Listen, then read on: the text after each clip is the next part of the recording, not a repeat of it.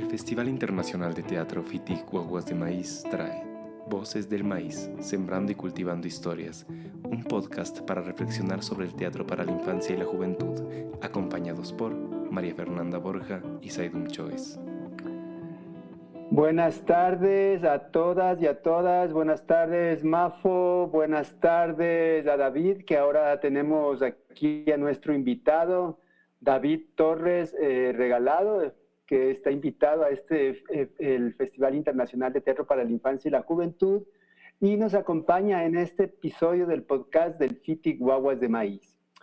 David es director y fundador del grupo Tilintintero. Él inició su actividad teatral en el grupo Ollantay en los años 80 y con este grupo trabajó por el lapso de 10 años. Posteriormente viajó a la Argentina, estuvo en la Escuela Municipal de Arte Dramático ubicada en la ciudad de Buenos Aires. Después de eso regresó nuevamente al país y desde ese momento ha creado más de 50 propuestas escénicas que dialogan con la infancia y la memoria. Así que damos una bienvenida a David, que nos acompaña ahora. Bienvenida también, Mafo, ¿cómo estás? Hola, un gusto. Hola, David, qué gusto verte a los tiempos. Igual para mí, verles a los dos. Qué gusto. Bueno, yo tengo una preguntita, sí. Cuando eres niño, ¿cuál fue la primera experiencia en el teatro o con el teatro o con alguna actividad artística que recuerdes así con fuerza? Bueno, agradeciendo por la invitación. Verás, yo nazco en La Tacunga, ahí me tocó nacer, pero mi padre tuvo que viajar para el extranjero y mi madre, que era guayaquileña, estuvo con nosotros pequeños, 2 hijos, hasta que yo cumplí casi desde los 3 hasta los 6. Ese periodo estuve en Guayaquil. Y ahí pude ver 2 o 3 circunstancias muy interesantes. Una, a los 4 hermanos Silva, creo que eran un grupo de música, que los vi ahí al pie de una tarima, inmensos, o sea, como unos semidioses ahí. Y después escuchaba al mismo grupo hermano Silva en el radio. Entonces no entendía cómo se metían, cómo de esas giganturas ellos se metían en la radio para dar la misma canción. Entonces me parecía muy loco eso. Y después en Guayaquil, de los años 60, 65, por ahí, hubo un parque de diversiones que se llamaba Bim Bambú, un nombre muy bonito, Bim Bambú. Y entonces cuando yo fui, llevado a sí mismo por mi madre, los familiares, a la entrada del Bim Bambú había 2 zanqueros, que para mí no eran zanqueros, sino unos hombres gigantescos con sus disfraces. Entonces esto me llamó la atención, de verles así unos tipos enormes que no entendía yo qué es lo que pasaba.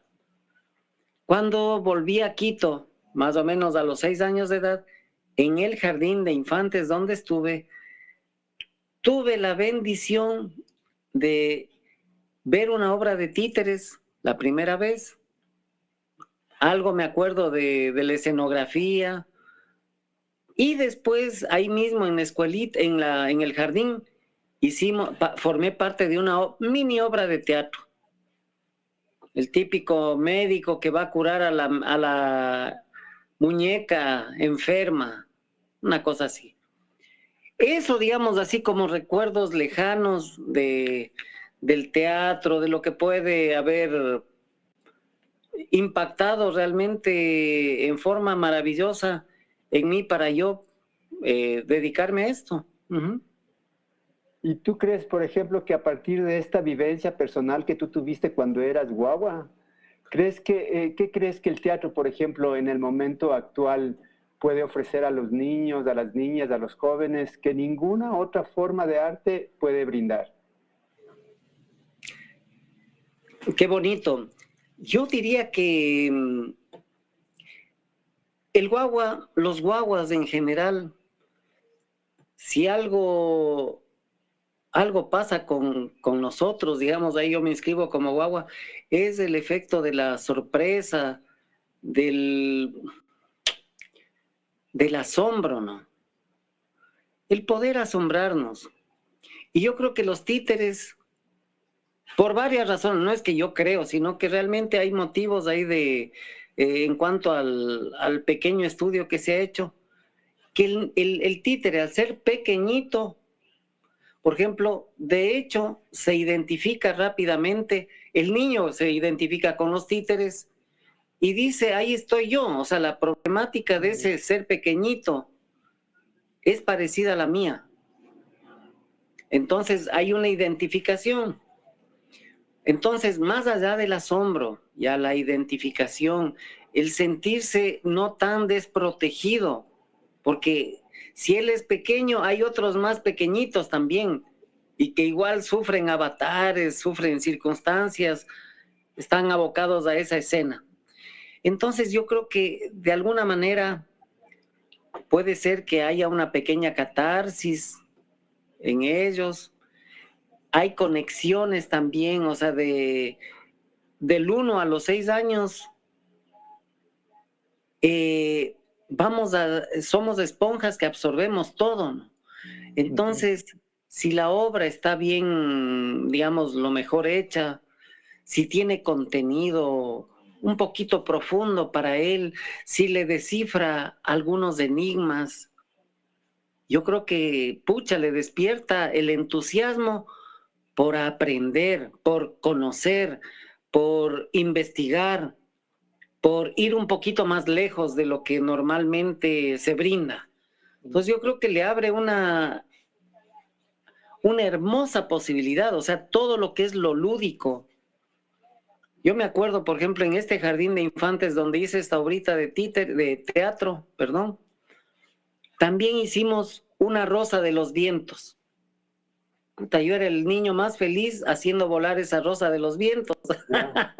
Lindo. O sea, porque iba de la mano todo esto, o sea, toda esa magia de, puedes crear algo que vuele, que gire. Entonces, eso, de pronto los primeros pininos, por ejemplo, con la costura también, el agujón con la lana haciendo el pollito. Claro. Qué o sea, lindo. Lindísimo. ¿Y yo tengo la curiosidad de saber en qué jardín de infantes estabas? En el del Paraíso. Ah. No, este jardín de infantes era un jardín que parece que estuvo muy poco tiempo, era de unas monjas carmelitas, que estaba donde hoy está la Contraloría. Ya. Ahí frente a lo que era la casa del futbolista, o sea, el estadio del Arbolito. Ya. En ese tiempo había, claro, y al frente justo tuvieron que tumbar la casa señorial de este jardín para el aumento de la Contraloría. Ya. Ahí era.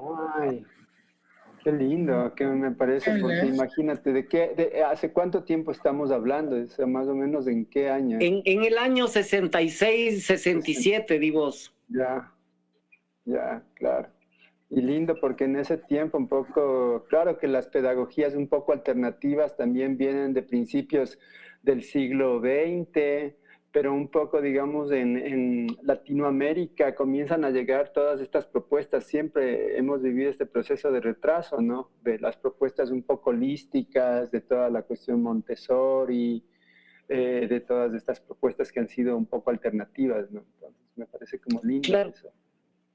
¿Sabes que estas monjitas, vale decirles así, monjitas, tenían una perspectiva así progresista de estudio, de educación, digamos, que estaba basada de alguna manera en estos elementos, pero no le daban así como la promoción especial, sino un jardín más con estas posibilidades. Había un bonito parque de juegos allá afuera, había césped, y y creo que lo que más había era mucho cariño de parte de las monjas, mucha contención.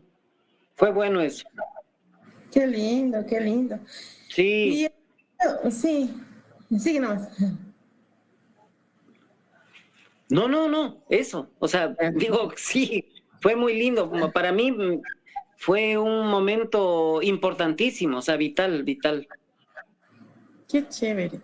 Y ese niño que fuiste se convirtió en un actor, en un titiritero, en un director, en el fundador de Tilintintero, ¿no? Nosotros queremos, sí, queremos recorrer contigo todo ese camino que has tejido entre tus historias personales y la memoria colectiva, que es lo más bonito. Chévere, muchas gracias por la oportunidad. Verán, tal vez quedé picado con el bichito ya así tempranamente. Recuerdo que cuando ya estaba en la escuela, igual que todos los niños así, los juegos en la escuela, en la calle, en el barrio, en la cuadra, digamos así. Pero a mí me gustaba mucho, por decir algo, clavar las revistas en una pared, una maderita ahí en la pared, y esperar a que se haga de noche, para con una linterna a los amigos invitados irles contando los cuadros, ¿no? Entonces enfocaba eh, con el foco, con la linterna, enfocaba el cuadrito y les comentaba, ¿no? Yo parado ahí, etcétera, etcétera. Y claro, había, había niños y niñas que se prestaban para eso. Así que eso era una cosa así que me motivaba. El cómic, por ejemplo, como era, siempre había el periódico, el diario en la casa. Yo, si era fin de semana, lo primero que buscábamos todos los guaguas era el cómic, la parte del periódico que traía las tiras cómicas. Y entonces, eso también yo creo que era mágico, ¿no? No había todavía la televisión. Yo accedo a la tele más o menos a los 8 años, 9 años. También de alguna manera creo que fue mágico. Sin embargo, yo creo que ahí se nos da una especie de chuta, de opción. En buena hora los programas al principio eran bien domésticos. Claro. Entonces, claro, era muy doméstico. Sin embargo, tenía su toque maravilloso justamente al ser doméstico, ¿no? O sea, digamos, se pintaba en el set, se hacía música en el set, con todo lo que eso involucraba. Pero yo creo que se competía la televisión con un mundo, con un Quito mágico afuera, las ferias. Pero bueno, en ese tiempo no todo el mundo tenía televisión tampoco. O sea, la televisión en cierto sentido era un privilegio porque a mí me han contado, por ejemplo, mi mamá en los tiempos, ella vivía por el barrio de La Loma y me contaba que muchas veces iban donde el vecino que tenía televisión y se reunían los niños y también se volvía, digamos, en un instante de compartir con la comunidad, ¿no? Que también la tele en un momento, digamos, de su historia se volvió en esta posibilidad, ¿no? También de reunirse alrededor del aparato. Ahora Totalmente, es diferente, ¿no? Totalmente. Sin embargo, eso iba a ser momentáneo porque la idea era que cada uno tenga en su casa la tele y que además la vea privadamente, que cierre las puertas al vecino, ¿no? Claro. Entonces, como tú bien dices, al inicio era así, y mucho más en el campo, o sea, donde hasta pagabas por ir a ver el programa ahí el día sábado a las 3. Pero bueno, en todo caso, lo que iba era que la televisión en ese momento, también en Quito, creo yo que competía, afortunadamente, con un Quito totalmente mágico, de culebreros, de mujeres araña, de mujeres ponzoña, de tipos deformes, de estas exposiciones de cera, por ejemplo, de los Ya. O sea, había mucha magia, mucho que observar ahí afuera. El hombre de la cascarita, eh, la torera, personajes así, que de alguna manera eran teatrales y mantenían una teatralidad sin que nosotros, digamos, lo reconozcamos o sepamos que eso era, ¿no? Claro. Entonces, concomitantemente a un ingreso de una televisión que cada vez iba enlatándose más, iba produciendo, solo en la medida en que traía los enlatados, nos salvaba esto. Muchas exposiciones después, la Casa de la Cultura, eh, las galerías que había en Quito, había muchas galerías, había, ¿se acuerdan las cajoneras en Santo Domingo? Ya. O sea, muchas expresiones populares de la artesanía, los hojalateros, los que hacían dulces, todo esto que todavía hay algo que no se ha perdido del todo, pero que hacía realmente que la televisión sea solo el, qué sé yo, un distractor en la noche, Claro. ya al regresar a la casa. Pero en el día tenías mucho que ver ahí. Claro, otra forma de armar tejida también, un poco con el barrio, con la comunidad. Y la tele, digamos, era simplemente el elemento, digamos, en ese momento puede haber sido foráneo también, ¿no? Extraño que venía, que se imponía en el centro de la casa, en la sala o en el comedor, pero que más bien se le daba carga a toda esa actividad también, a toda esa experiencia viva que se tenía afuera, en el entorno, y con estos imaginarios que dices tú que son tan lindos, ¿no? Totalmente. Mira, solo el salto de la chamisa, San Pedro y San Pablo, ¿no es cierto? Digamos que era una noche donde todo Quito, todos los barrios de alguna manera se prendían. Era una anticipación a las revueltas del año 82 de haber prendido Quito, pero bueno, o sea, ahí se prendía realmente y era para el juego, ¿no? Para la unidad. El compartir siempre los platos típicos, la colada morada, la fanesca, en esas ocasiones, eh, sí, o sea, el cine todavía se proyectaba mucho a nivel de barrios en una pared. Entonces también era un motivo para la reunión del barrio, ¿no? Y todas estas vivencias que tú tuviste, o sea, y cuando creaste el Tilintintero en 1992 y todavía sigue este proyecto vivo, ¿tú crees que también parte de esa consistencia de los afectos, de caminar por la ciudad, de ver todos estos seres humanos que, digamos, pueblan y te marcan que justamente una ciudad es diferente en muchos sentidos?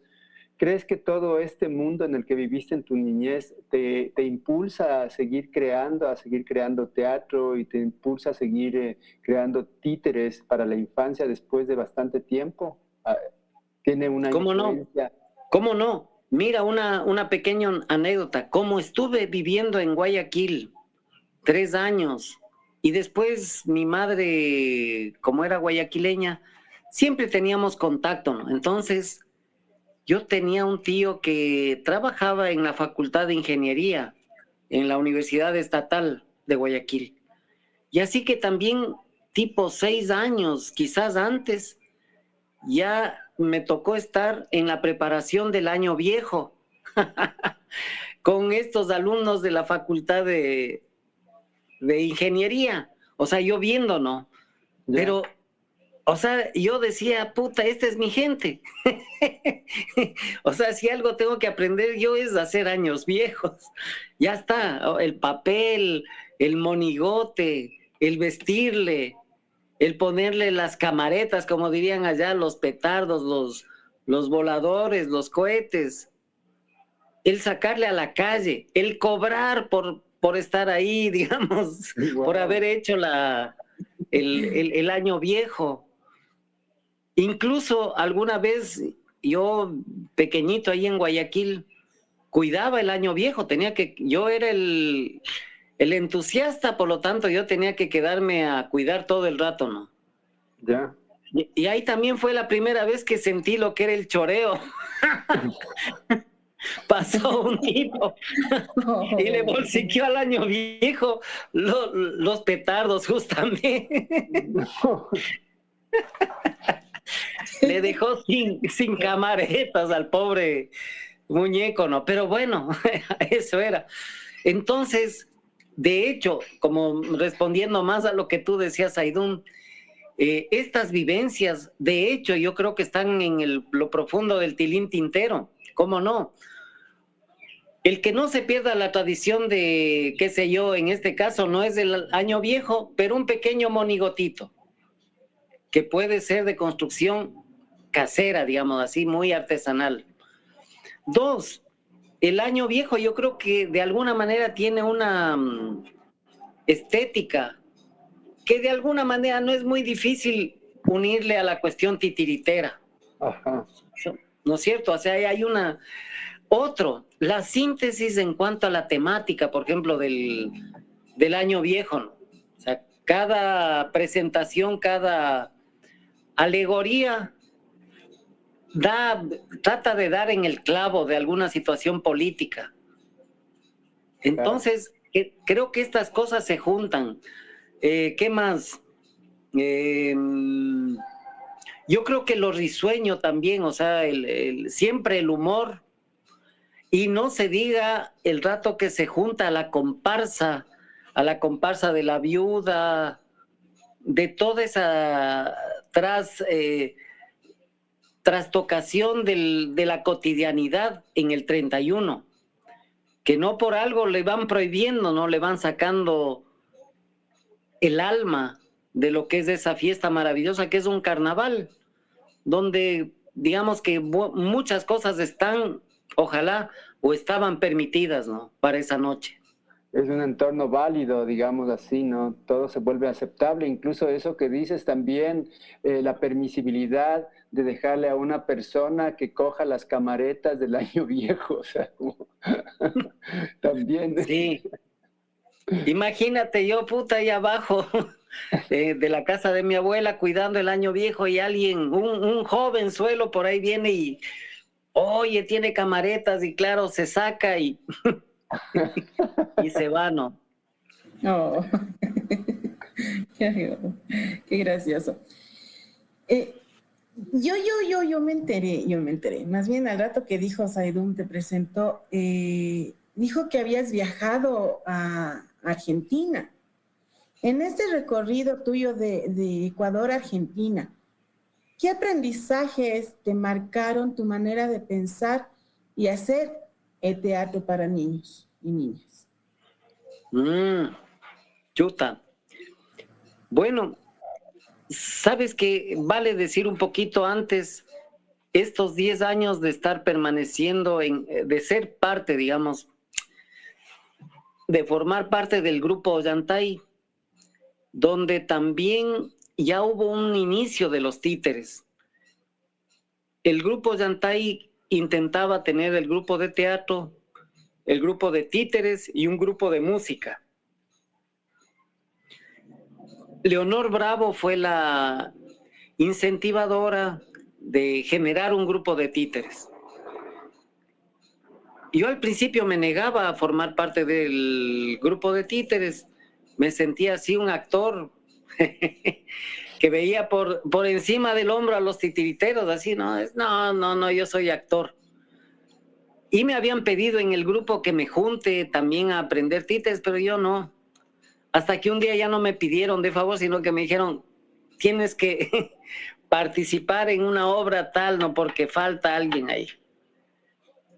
Y resulta que yo que iba así medio prejuiciado, la pasé bomba. Fue así, enamoramiento a primera vista. Oh, no puede ser, qué maravilla. Y yo tan cojudo me estaba haciendo el estirado ahí, yo qué sé. Así que a partir de ese momento, más bien, le puse mucho ojo, dado que en ese momento quizá la posibilidad de supervivencia artística desde el teatro empezaban a hacer la posibilidad de espectáculos infantiles. Ya, entonces hicimos títeres en el Ollantay.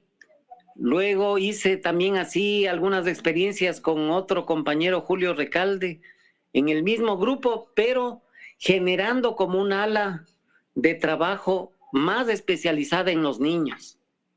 Hicimos payasos, digamos, el clown, que en ese momento empezaba, o sea, hicimos eso, hicimos un pequeño circo, experiencias por ahí. Bueno, sin embargo, se dio la posibilidad de viajar a Argentina y estar 3 años en la Escuela Municipal de Arte Dramático como actor.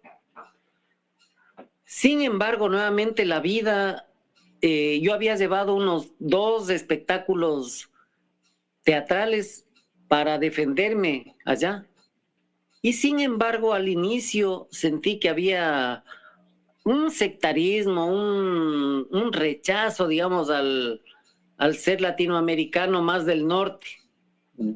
Entonces, ante esa vicisitud así, dije, ¿qué hago? Yo lo que quiero es vivir haciendo esto, haciendo teatro. Así que dije, ya está ahí se me aclaró el asunto y dije, ya sé, voy a esconderme, voy a hacer un teatrino, me voy a esconder para que los argentinos vean solo los títeres. Yeah.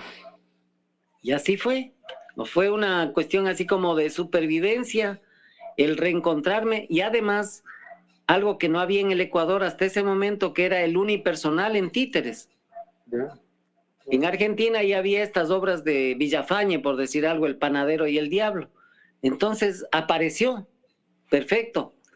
Aquí están las 2 cosas. Puedo hacer yo con las 2 manos un espectáculo de 3 personajes y además puedo esconderme, ¿no? O sea, así los argentinos no me ven, no se prejuician, sino que ven unos títeres bonitos o feos, no importa, los que sean, pero ya está. Así que esto comenzó a, digamos, me costaba muchísimo comenzar a salir los días domingos a un parque, al Parque Centenario ahí en el barrio de Almagro. Yeah. Me preparaba o no sé, me empezaba a preparar tipo 7 de la mañana mentalmente para salir a eso de las 11, 12 del día, así, ¿no? Haciendo tripas corazón. Estaba muy acostumbrado al grupo, o sea, el grupo era todo, pues. Entonces ir allá y salir solo tenía su riesgo ahí. Digamos, no su riesgo, tenía su pequeño, ¿qué sería? Había que sortear esa pequeña obstáculo ahí, que era uno mismo, mismo. Perdón, ¿y había otros grupos también ahí que se presentaban en este espacio que tú dices en el parque, también en títeres, o eras el único que se arriesgó Al inicio, ahí era el único.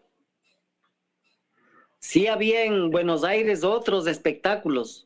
Había en las vacaciones, hay mucho espectáculo así que va a las playas, a Mar del Plata, qué sé yo. Pero en Buenos Aires, en ese parque, había unos muchachos que colgaban cuerdas de un árbol a otro y hacían acrobacia, digamos, cuerda floja. Ya. Pero no había títeres. Ahí resulta que en las primeras salidas a este parque va pasando un colega, ahora colega, que es Pablo Sáez, titiritero de Buenos Aires, del grupo Trova Fantoche, ahora, que él también me ve y, digamos, no sabía quién estaba detrás de la tela y se quedó a ver el espectáculo. Y al salir yo, che, sos vos, ni sé qué, ecuatoriano. Entonces nos comenzamos a juntar y tuvimos un par de años trabajando ahí hasta que esto de alguna manera hizo que él haga su grupo Trova Fantoche y yo también un poco ya para despedirme así, Tilín Tintero. Ya. Son bien lindos estos nombres realmente. Tintero es un nombre, la primera vez que yo lo escuché hace mucho tiempo, siempre me llamaba la atención. Y ahora que dices de este otro Trova Fantoche, también digo, son unos nombres bien mágicos, ¿no? Como que sacados de ese mundo. Y en esto, por ejemplo, hablando de la fantasía, vos en tu trabajo, por ejemplo, cuando enfrentas, ¿cómo vas equilibrando la cuestión lúdica, la cuestión del juego, la fantasía y la técnica en el proceso de creación de un espectáculo de títeres? Chuta, qué preguntita, a ver. Uno de los elementos que, por ejemplo, me ha pasado y creo que sí es una constante, es dejar que la vida, por decir así, me dé indicativos, me ponga pistas de algo.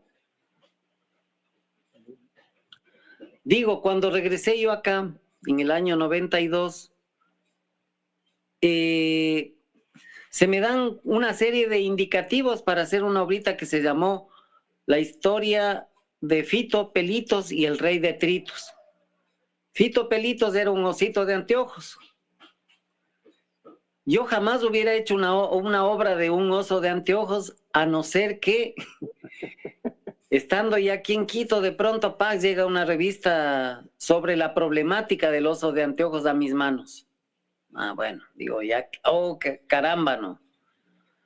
Después estoy en Cuenca, como a los pocos días de esto, y de repente en el Parque Calderón, yo estaba sentado ahí en una banquita y de pronto de una punta del parque entra una pareja, ¿no? El oso y el cazador.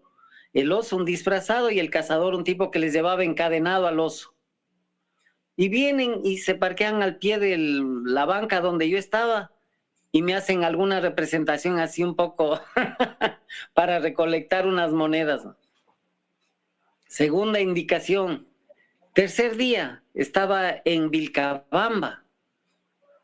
Y de repente en Vilcabamba, directamente al zoológico que había en ese momento en Vilcabamba, donde puedo apreciar en una jaula muy miserable de 1 metro cuadrado, 2 ositos ahí metidos, ¿no? Entonces, como que todo indicaba, haz una obra sobre osos de anteojos. Ya estuvo. No había por Esa dónde obra más, la dirigió la... Claro, no hay más. O sea, digamos, ya está. Agárrate por ahí, ¿no? Claro, Lo mismo demasiada fue con señal te Darwin, están mandando. en Galápagos. Totalmente. O sea, digamos, hacerle caso a esas señales.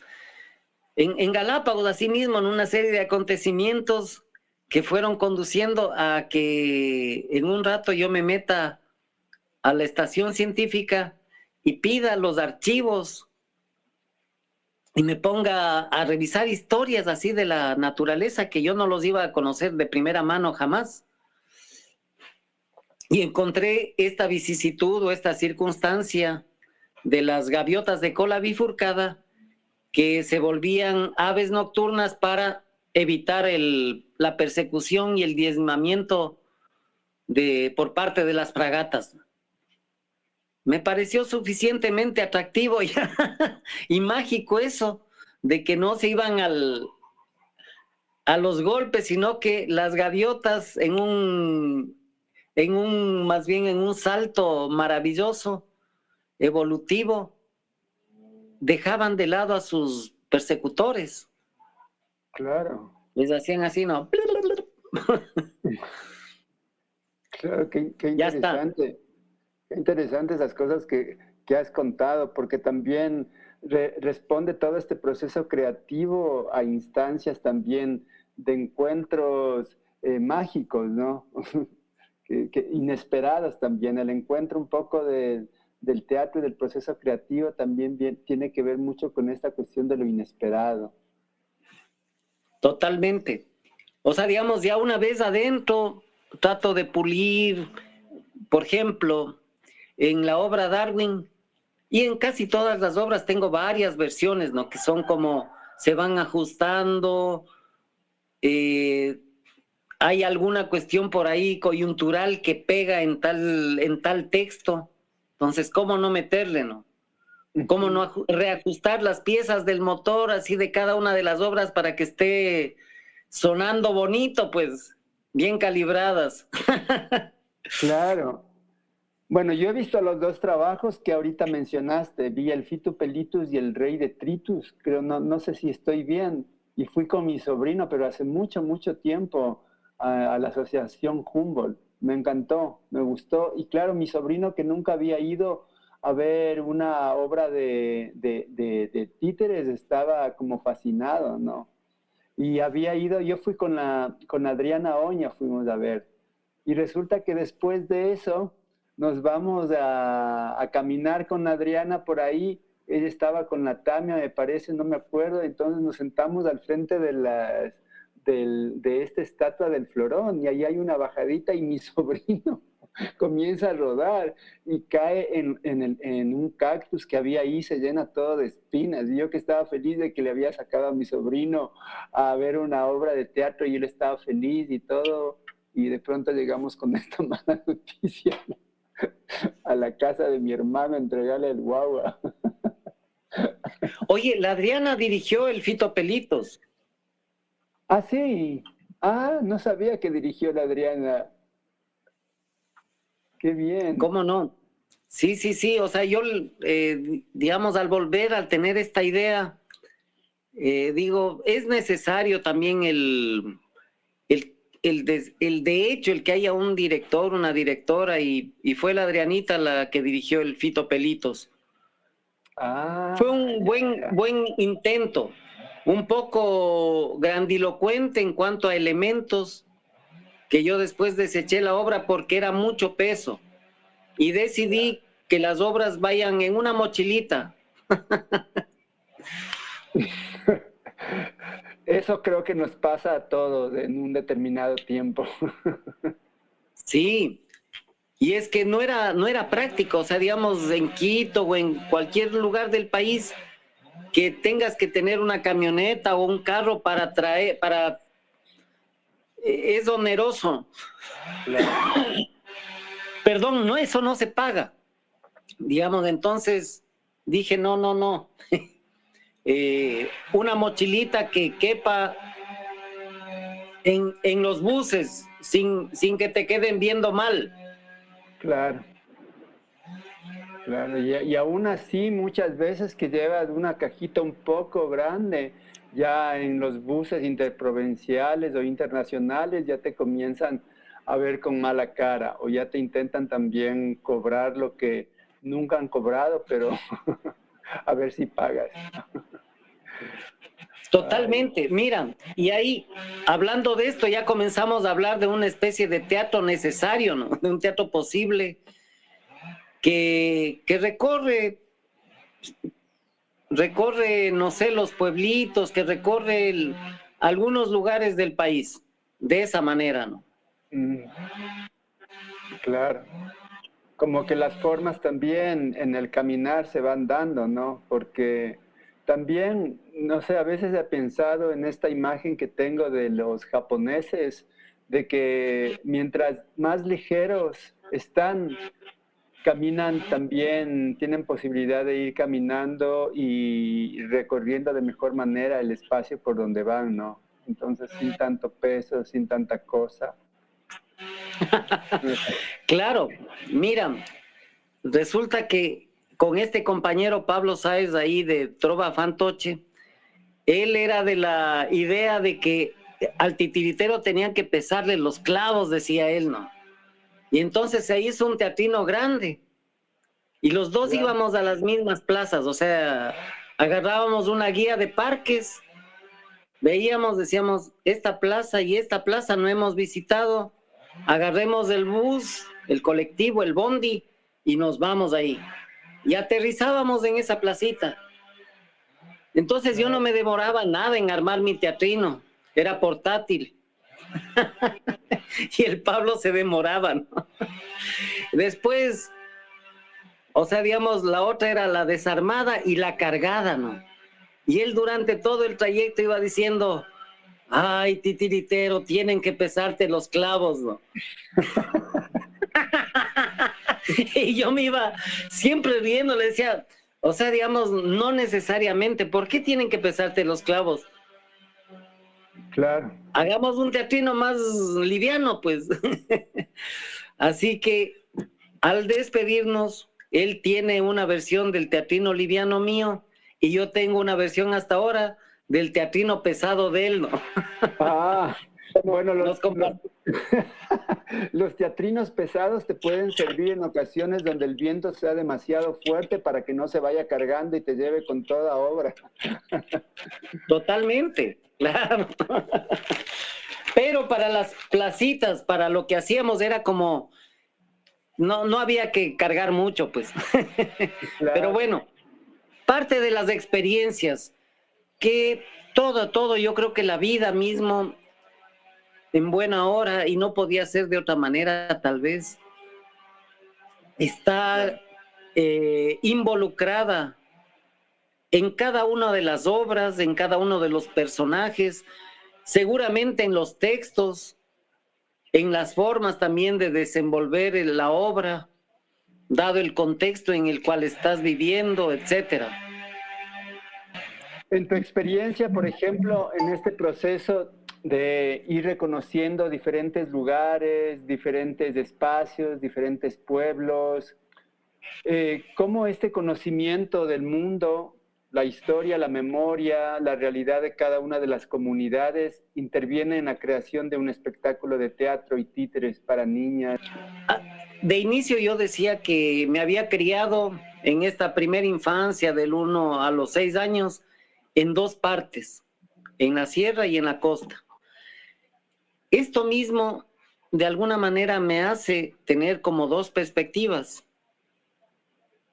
La forma en que los costeños veían, por ejemplo, al serrano, y la forma en que los serranos vemos a veces a los costeños, a los guayaquileños.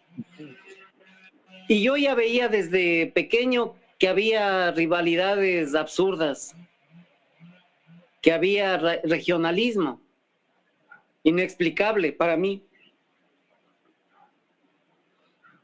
De alguna manera en las obras algo de esto también va a salir, ¿no? O sea, este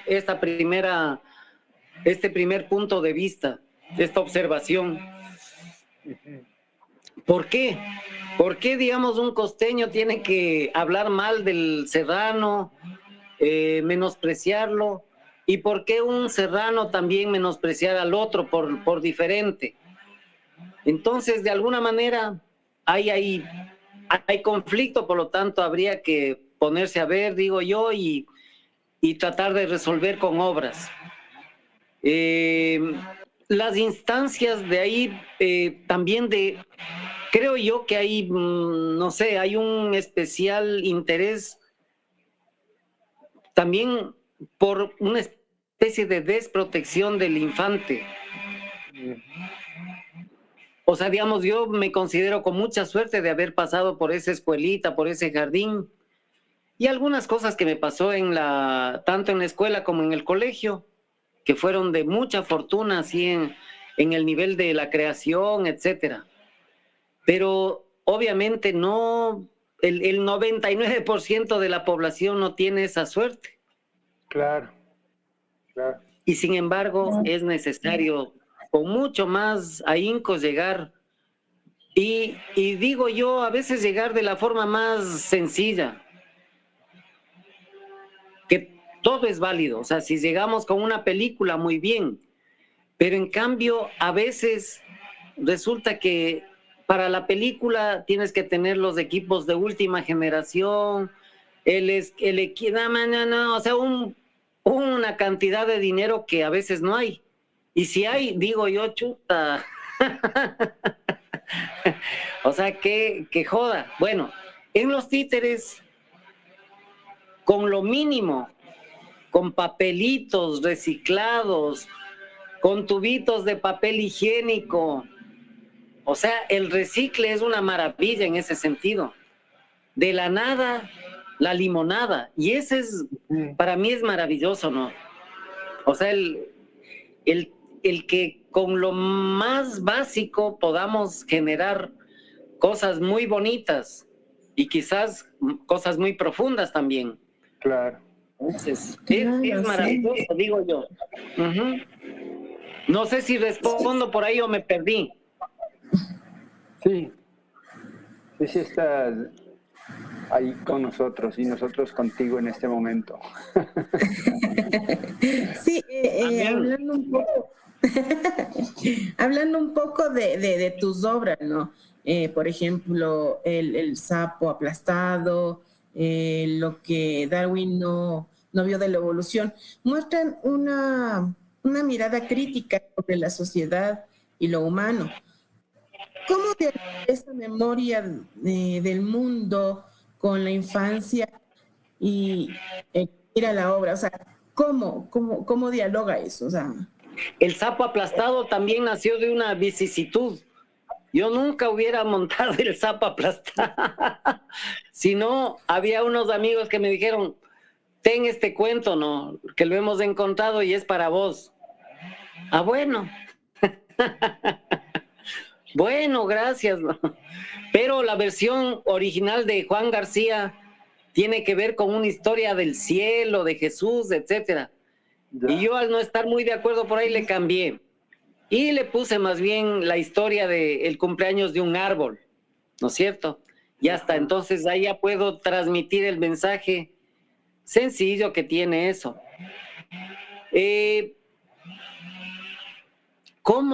¿Qué relación tienen con los públicos, dices tú, estas obras? Esa sería la pregunta. con la, Sí, ¿no? Con, con la ¿cómo dia- crítica sobre lo social y lo humano. O sea, Ya,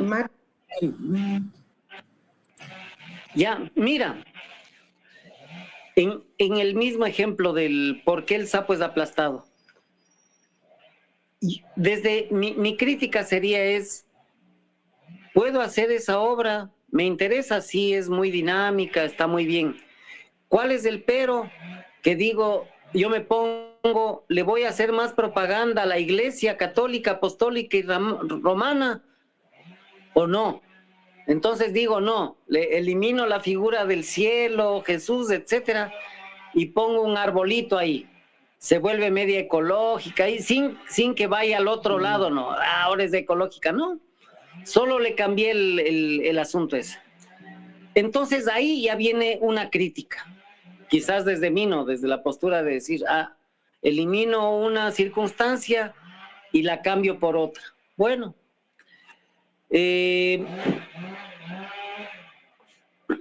creo que es fundamental, y eso creo que es maravilloso en el país todavía, que desde pequeñito uno puede, digamos, a la edad que uno tenga como actor, como titiritero, pero podemos ver que el público infantil es realmente lo mejor así en cuanto a atención, en cuanto a estar dispuesto a buscar señales un poco distintas y prenderse de eso, ¿no? Entonces creo yo que lo mejor que se puede generar es una actitud, no sé si de cómplice, pero sí una actitud de proponer cosas al público que de alguna manera implican una reacción inteligente, sagaz, así como ponerle cáscaras de plátano, donde tranquilamente a veces hay públicos que se resbalarían por ahí. Sin embargo, el público infantil como que dice, a ver, ¿cómo? Claro. Porque está atento. Entonces ahí viene ese juego así de que es necesario un teatro crítico. Por supuesto, el teatro es crítico y tiene que ser crítico sutil. Creo que ahí vendría un elemento que tal vez tiene que ver con la educación. O sea, ¿cómo educamos de buen modo? O sea, que no sea el que memoricen, sino más bien el que tengan un criterio. Y yo creo que Los títeres nos ayudan, o sea, el teatro tiene que ayudarnos a esto, a tener criterio. Barba decía, el teatro no es un espectáculo de los actores, de los directores, decía, el teatro es un espectáculo del público. En ese sentido que estás diciendo y mencionas a Barba, en el sentido de que, claro, la obra viene a cerrar ese círculo con ese trabajo del espectador en función también de hacer un análisis reflexivo de lo que está pasando en la escena, estaría relacionado con esta cuestión de que el teatro para la infancia puede ser un archivo vivo de la memoria, o sea, una forma de contar lo que no siempre se dice en los libros de historia, por ejemplo, con esto que nos decías tú de cuando te enfrentaste con ese texto en Galápagos, de revisar la historia, por ejemplo, y encontrarse esa particularidad. Son muchas cosas, cada uno, alguien diría, cada punto de vista es la vista desde un punto. Y ya que a mí me ha tocado este punto de vista que trata de ser un poquito más amplio, que trata de contrastar también puntos de vista, la idea es eso. Es necesario, por ejemplo, que nuestra población o nuestras poblaciones aprendamos a leer entre líneas, por ejemplo, que seamos más suspicaces, porque normalmente, qué sé yo, tal vez los medios de comunicación masivos lo que van borrando es esa suspicacia, es ese decir, o sea, ellos nos dicen esto es A, o esto es, hoy es de día, y de repente por ahí está apareciendo la luna, pero todo el mundo dice, sí, sí es de día, ¿no? Entonces, creo que el deber, uno de los deberes o una de las posibilidades del teatro, de títeres y de en general de las artes, es dotarle, vale decir inclusive así, de esa malicia al público para no dejarse engañar. Claro. Para tener un punto de vista, diría Brecht, distanciado también de las cosas que está viendo ahí, ¿no? Entonces, en ese sentido, yo creo que el aporte es infinitamente grande y maravilloso. Nos falta mucho todavía, quizá para ir puliendo eso, para llegar a los públicos, etcétera, pero ahí vamos en ese intento. Como decías, o sea, el teatro, los títeres, van creando historias, ¿no es cierto? Y también guardan no solo historias, sino un pedazo de la memoria colectiva. Y eso yo creo que es importante, ¿no? Y viene nuestra última pregunta del viaje, también con eso. Este año, como te contaba al principio, nosotros estamos como reflexionando a partir de la memoria como un acto vivo, ¿no? No esa memoria que muchas veces se queda en lo museístico, a pesar que también todo este trabajo en los museos es bien valioso porque reactiva también a través de ese encuentro con el pasado, con fotografías, con objetos, que incrustados en un museo, en un lugar específico y con el relato nos transportan a todo eso que pasó. En otras ocasiones de pronto no. Entonces, pensando en la cuestión del teatro como un acto de memoria también, ¿cómo puede desde esa sensibilidad, el juego y la magia permitir que las niñas, niños y jóvenes puedan reflexionar sobre su propia memoria y a la vez sobre la memoria colectiva que hace vínculos con el entorno social y cultural de tal manera que se puedan avisurar un presente quizás más prometedor o más esperanzador, ¿no? ¡Híjole! ¿Cómo podrían? No sé, realmente. Puede ser que a veces una obra deje con interrogantes, lo deje medio patidifuso a una, dos, tres personas, puede ser. Y que hasta incluso pueda incentivarle a revisar su vida, su forma de ver las cosas, puede ser. Yo creo que las obras son como, tal vez esta puede ser una bonita imagen, son como las agujas de acupuntura, verás, en ese torrente que es el cuerpo, en esa gran estructura, La obra es un pinchacito. Dicen los acupunturistas que no se trata de pinchar 2, 3, 5 agujas, que el verdadero acupunturista es el que tiene una sola aguja y determina el punto preciso para colocarla y generar la reacción que es necesaria en ese cuerpo. Pucha, esto sería maravilloso, ¿no? O sea, tener la aguja precisa para pinchar en el cuerpo social. Entonces yo creo que todavía, en buena hora, aquí sí, al contrario, digamos, del ejemplo de la acupuntura del único, acá todas las agujas que somos los grupos de teatro de títeres, vamos pinchando, ¿no? Vamos pinchando a veces en un cuerpo que puede ser Ibarra, plin, y habrá un ojo atento. Habrá 2, habrá 3 personas, habrá un padre, un abuelito y un niño por ahí que se sientan tocados, que de repente se sientan acompañados en una soledad, que de repente resuelvan una cuestión, decir, yo no soy el único pequeñito en esta sociedad al cual le están cayendo a toletazos, sino que ahí hay otro más chiquito, y la solución tal vez sea agarrar el tolete y volverle en contra del que me está pegando en este momento, puede ser. O nada más que haga un clic, que haga un ajá, que haga un eureka, una conexión. Eso yo creo que es fundamental. O sea, creo que los títeres, que el teatro así para niños, para jóvenes, el teatro en general, está para hacer esas conexiones. Decir, ah, esto no lo entendía de esta manera. Y esto que es nada, puede ser que en algunas personas ayude a superar cosas o a enfocar de manera distinta la realidad también. El don Juan Matos habla de eso, ¿no? Del punto de enfoque. Claro. Y a veces estamos con un enfoque, digamos, muy televisivo y no vemos otra forma de escape, otra forma de resolución. Quizá acá pueda ser que ese pinchacito así medio acupunturístico le genere otra sensación y resuelva un poco su problemática de ese momento.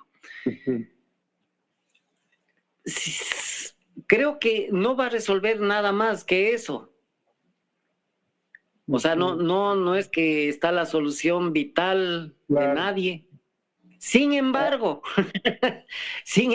sí puede ser que a alguien le cambie la vida. ¿No es cierto? Sí, es bien linda esta imagen que has puesto. Por un lado, la imagen de la acupuntura, que me parece súper linda, y por otro, esta cuestión de que le veo como este trabajo que hace el teatro, como la sinapsis que hacen las neuronas, como estos canales que va generando, realmente que no da una solución, pero que te deja como esta estela, por lo menos, que es una estela llena de vida, llena de luz, para que cada uno tome también su decisión, ¿no? Es bien lindo eso. Creo que de eso se trata, claro. Y algo que decías ahorita,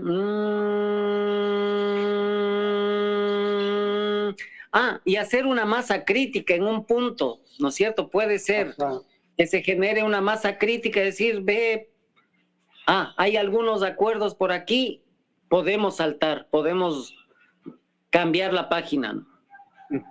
Como sociedades, yo qué sé. Ese sería sobre todo la pretensión.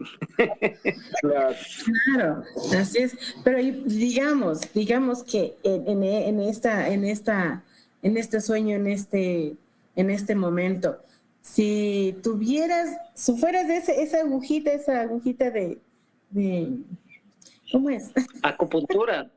Eso de acupuntura, y tuvieras el poder de transformar las políticas culturales y educativas, ¿qué harías para que el teatro llegue a todos los niños, niñas y jóvenes? Realmente no es muy difícil, pues, o sea, digamos, Primero, que debería haber una ordenanza, una ley, lo que sea, de decir algo, la necesidad imperiosa, o sea, digamos, de una educación otra. Mira, hace unos años, estando en un pueblito de acá de Manabí, encontré un libro que decía que escuela, en su original griego, que se decía más o menos como escole, quería decir espacio del ocio creativo. Espacio del ocio creativo. Eso es la escuela. Ujú. Todo lo contrario a lo que existe ahora, que sería espacio de la represión normativa, por decir algo. Espacio del ocio creativo. Entonces, si ponemos atención a ese sentido más profundo de lo que sería la escuela, no hay dónde perderse. O sea, los títeres, el teatro, todas las artes deberían estar, no dentro del aula, no voy a decir dentro del aula, pero sí circulando alrededor de los educandos, de alguna u otra manera. Que se abran las escuelas, los colegios, que se abran los teatros, que haya salas donde difundir. Hay salas que a veces languidecen sin público. Entonces, con un plan que no costaría mucho, digamos, en lo económico, se podría llegar realmente. Acordémonos de que había, por ejemplo, esta programación de la Martita Sofía, que era la peatonización, Ya. comenzó a llegar al público. Quizá ahí fue el problema, ¿no? Porque está llegando y la gente se está como, está sintiendo dignificada en cuanto a que no solo la lectura, perdón. A su derecho, digamos, de esa dignificación del derecho a gozar del espectáculo, ¿no? De las obras de teatro. Totalmente. Claro, claro. Ahí está la respuesta, o sea, el derecho de tener la dignidad, o sea, de ser digno de observar cosas, que son, o sea, todas las obras que hacemos nosotros, la mayoría de titiriteros, titiriteras, la mayoría de actores, actrices, escritores, etcétera, tiene ese destinatario al cual nos llega. O sea, el producto está. Claro. El problema es que, como en la comida, como en el hambre mundial, no hay ese canal de conecte, ¿no? Es decir, acá hay poblaciones que no tienen, pero tampoco hay instancias que digan, justamente, allá hay que ir, allá hay que estar, qué sé yo. Entonces, yo creo que sería maravilloso, pues así, digamos, algún ratito que las instancias estatales comprendan la necesidad inminente de esto. Ahora es muy difícil porque no les interesa, no les conviene el que la gente de alguna manera vaya a despertarse. Claro.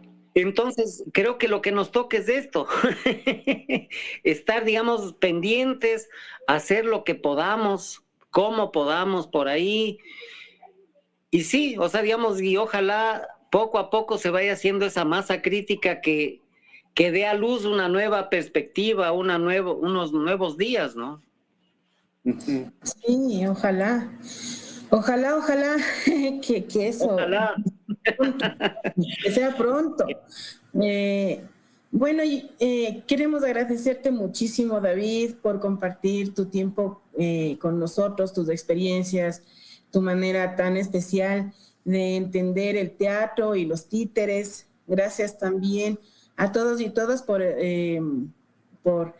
escucharnos, por acompañarnos en este episodio del podcast. Nos encontramos en el próximo capítulo. Sí, muchísimas gracias, David. Muchas gracias. Muchas gracias, David.